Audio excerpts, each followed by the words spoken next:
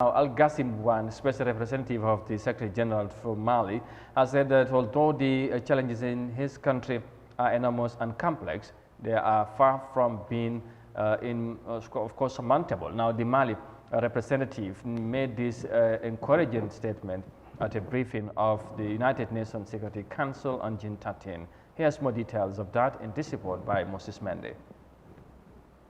Mali has become an epicenter of conflict and instability over the past decade. The war has now hit its 10-year mark this year. A military junta led by Colonel Assimi Goïta ousted an elected president in 2020, then overthrew civilian transitional leader the following year. Local insurgent groups and the Islamic State are active across central and northern Mali. Other rebel groups, communal militias, and criminal bands are also active. Ghassim Wane, Mali's special representative, believes the numerous challenges in Mali are far from insurmountable despite the complexities in the country. The diplomat made the remark while speaking at a United Nations Security Council briefing. While the challenges in Mali are numerous and complex, they are far from being insurmountable. If anything, the Malian people, as demonstrated during the Assise Nationale de la Refondation, harbor a deep aspiration for reform, transparent governance, and accountability. These aspirations and the forces driving them, including civil society, have shown great resilience and deserve the full support of the international community. According to the Malian representative, there has been undeniable improvement in some areas and extremist groups have been weakened. But despite that, the groups still launch sporadic attacks against Malians and MINUSMA forces, as well as civilians suspected of collaborating with Malian forces. He noted that the security situation of his country is volatile and also honored the memory of peacekeepers who perished on the mission. The security situation in Mali remains volatile and is of particular concern along the three-border area and in the center. Here, I would like to honor the memory of all the peacekeepers who have lost their lives since the inception of the mission. Their ultimate sacrifice illustrates the challenges and complexities we face and further underscores the need to ensure that the mission has the requisite capabilities, including armed and utility helicopters. Mali's human rights situation deteriorated in 2020 amid ongoing abuses by armed Islamist groups, ethnic militias, and government security forces. 2 years on, the testimony remains the same. The prevailing security environment has compounded the humanitarian situation in the country. In 2020, 7.5 million persons will require humanitarian assistance compared to 5.9 million in 2021. The total number of internally displaced persons stands at 370,000. While more than 1.8 million people will be in immediate need of food assistance by August, the highest level recorded since 2014. Ghassim echoed the Secretary General's acknowledgement of the need for the United Nations multidimensional integrated stabilization mission continued presence and recommendation on extending its mandate for another year. The Mali war sparked in 2012 and has since caused a huge life loss and civilian displacement, with human rights abuses persistent in the country. Moses Mende, Eyeafrica News. Complex issues, human sufferings, and some of the many other challenges in Mali. And of course, despite the coup that happened in the country, apparently the junta is taking leading the affairs of the country. There are still some more challenges, as you heard from the special representative of the country, highlighting that some of the challenges in the country since the military coup d'etat and some of the violence also that is happening in the country, the rebel attacks, which led to many people struggling to live in a better life. Yes, ma'am. Just quickly, Mali jafe-jafe tamit bari lañ foofu ci réew mi balaa coup d'état bi sax laa waroon a wax parce que tamit coup d'état bi li ko indi rek mooy jafe-jafe yi fa nekkoon di am ci réew mi président bu fa nekkoon la président bi ba mu ñëwee rebelle yi jóg di rey ay civilians yi di fa def jëf yu ñaaw waaye gis nañ fu mu nekk ni Mali ñu ngi leen sanction yëf yi may gën a tar seen kaw surtout population bi tey ki nga xamante ne mooy ki dem ba UN Security Council di joytu foofu jafe-jafe nee na donte ne yokkute am na waaye ba léegi gaa ngee dundin yu doy waar te foog naa ne image yi sax li mu wane na ne gars yi nekkuñ ci nekkin bu am solo wala bu mucc ayib. waaw jërëjëf dafa xaw a daw yaram. te dafa yéeme. waaw dafa yéeme. te li tax mu yéeme mooy. waaw Mali sori na ni soriwuñu. yaa daanaka dafa am lu bari lu nga xam ne dañ ko bokk ak ñoom. seen ay doom dañuy yomb di ñëw fii di uut si ñi am seen ay yenn yu nga xam ne ñin dañ ko yittewoo di ko jëfandikoo.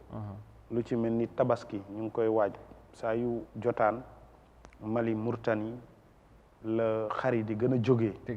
ñu ñëw fii léegi nag réew moomu bu nekkee ci fitna bu mel nii ñu koy gis xoolal tey xale yi tuut tànk yi nga xam ne ñu ngi foofa di gis fetal yi nit ñi di téye di gis nit ñi di reyante understand nga xam nga loolu daanaka xale yooyu naka la ñuy màggee definitely ndax yow doo séntu ne xale yu mel noonu tey mun naa dem ba ñuy ñëw yegg si dund ak yow nan lañ lay xoolee as a human being rebelle yi nekk fa di rey civilians yi deliberately ci lu nga xam ne kenn mënul laa wax lan mooy sabab bi ku am na wax nga ko ñi gis bi coup bi amee takk der ñëw fipp ngir jàpp ne ñoom solution lañ bëgg muy saafara ci la fa daan am ñoom biñ amee yéene booba ba fippu def lu nu mel ñu gis ne li nga xam ne moom moo nekk sous-région bi muy ECOWAS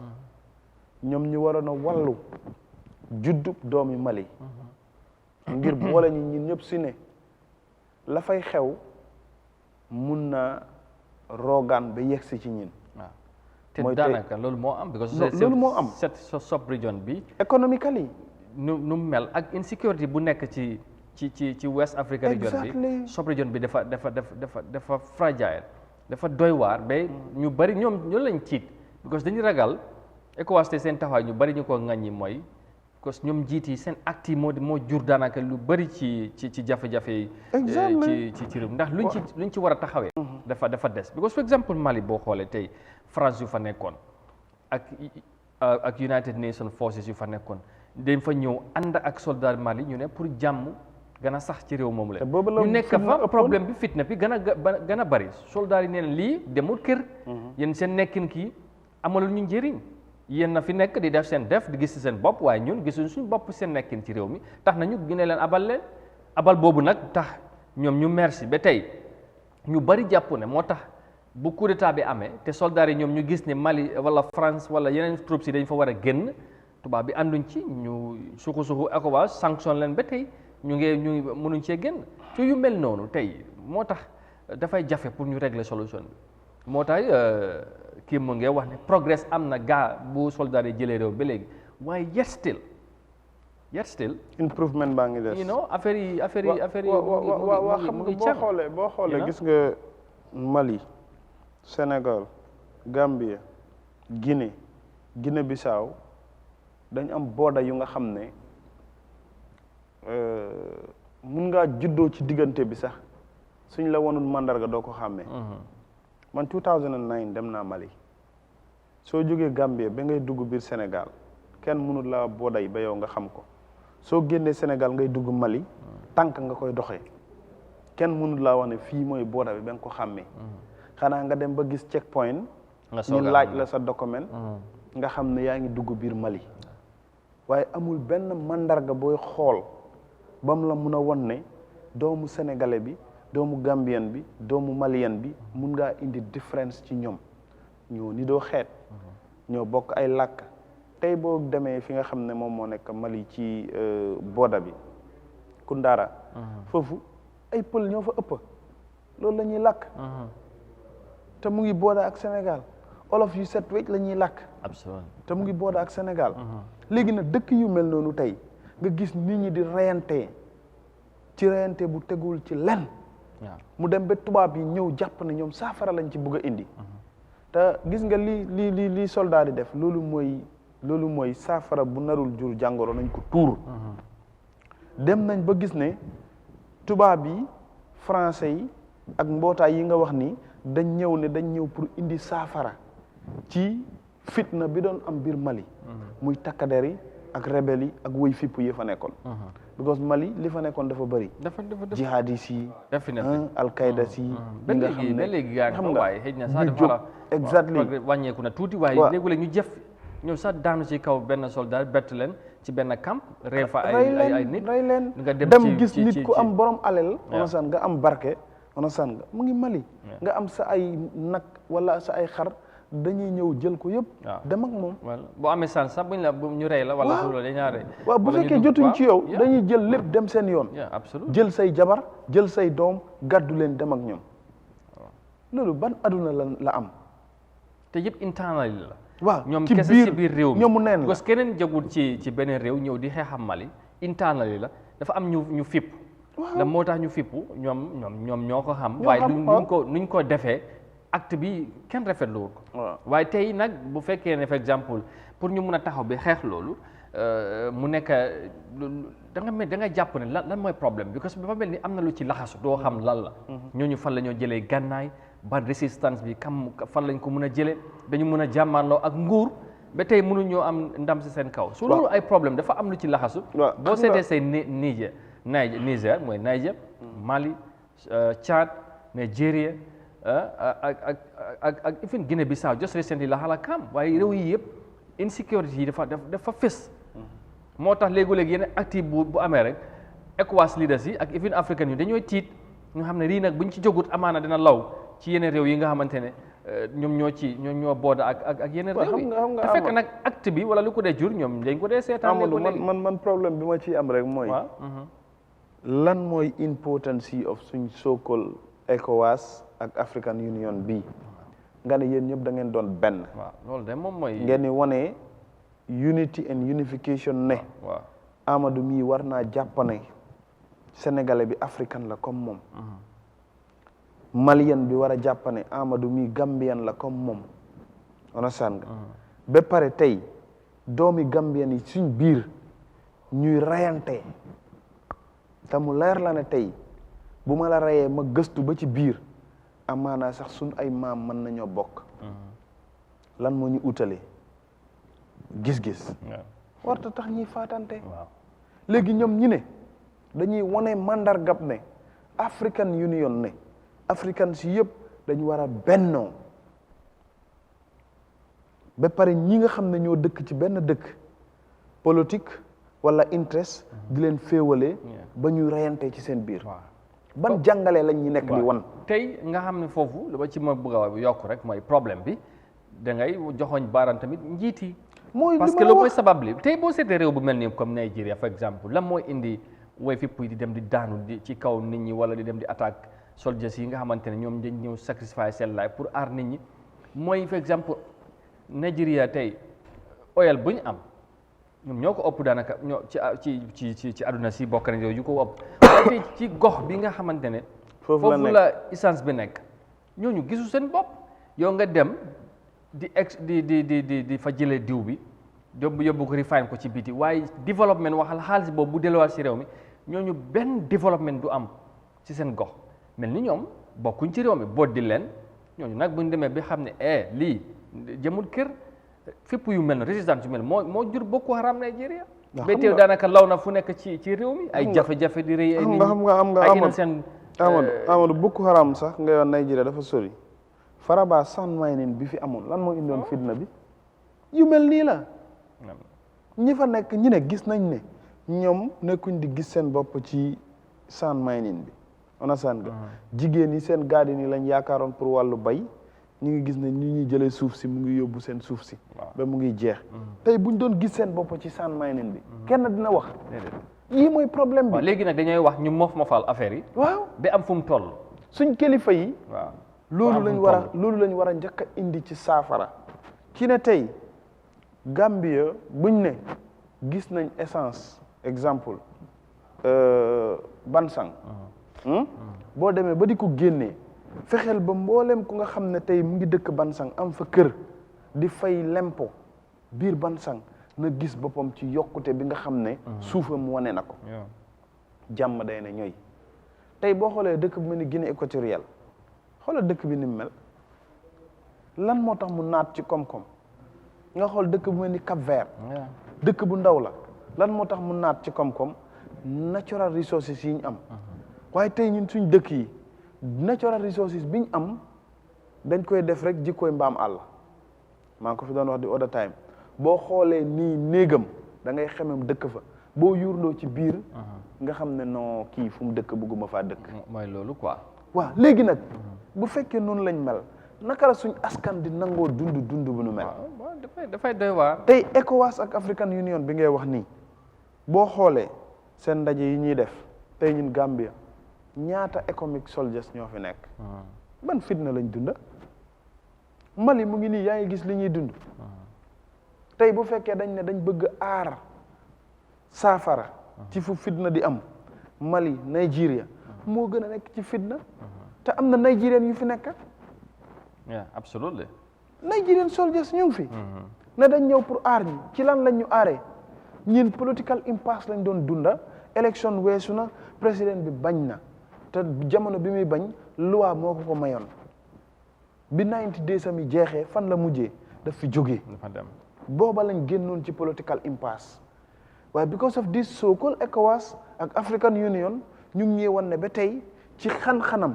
ne réew mi nekkuñ ci jàmm foofu nañu ñoo ko sàkku parce que affaire yi waaw mooy suñ njiit yi mooy ñëw ci njiit yi rek mooy ñëw ci njiit yi because ñoom ñoo nekk ci groupe bi nga xam ne saa yuñ xëyee ñoom dañuy mbuboo ne seen askan la ñuy aar te li ci ëpp seen intérêt moo leen gën a yitteel ñun